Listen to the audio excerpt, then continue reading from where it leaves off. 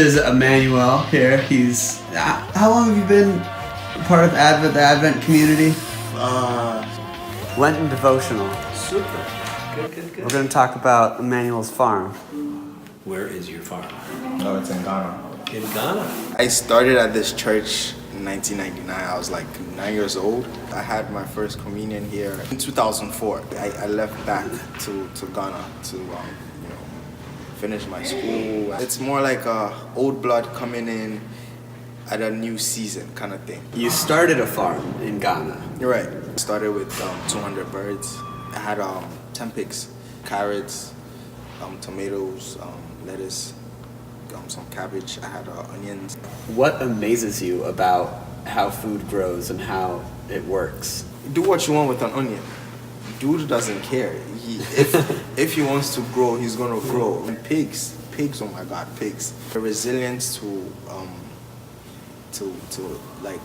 diseases and things is just amazing. Like, I always felt pigs were very, very dirty animals, to be honest with you. I always wondered why, they'll wallow in mud and oil and stuff, like just get down and dirty. Pigs actually get hot, like constantly hot. So the mud and oil and things they rub themselves in, it's only to cool them down.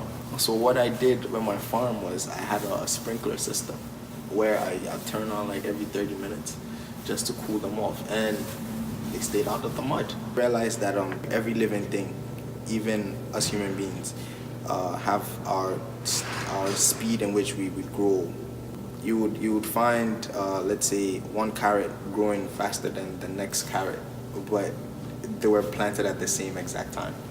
And kind of like that kid who gets an early right. dose for and then something. you have this one carrot that starts up like really fast, and then like mid season, this dude is like, he's not budging anymore, and then you see this little guy who you felt like this guy's not gonna make it, just like has this growth spurt, and he just outruns the guy that started out first, and he turns out to be the biggest carrot amongst the whole. It's like this whole drama, right? And it's like, come on, not these plants too. Maybe there's competition everywhere. You actually get to witness life in all its stages, and it was really.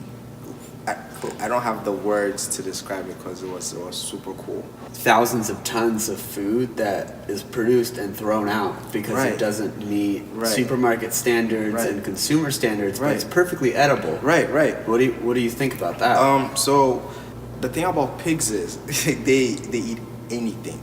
The crops that I looked at and felt were not right to give out or use, I usually just gave to the pigs, and they would deal with it.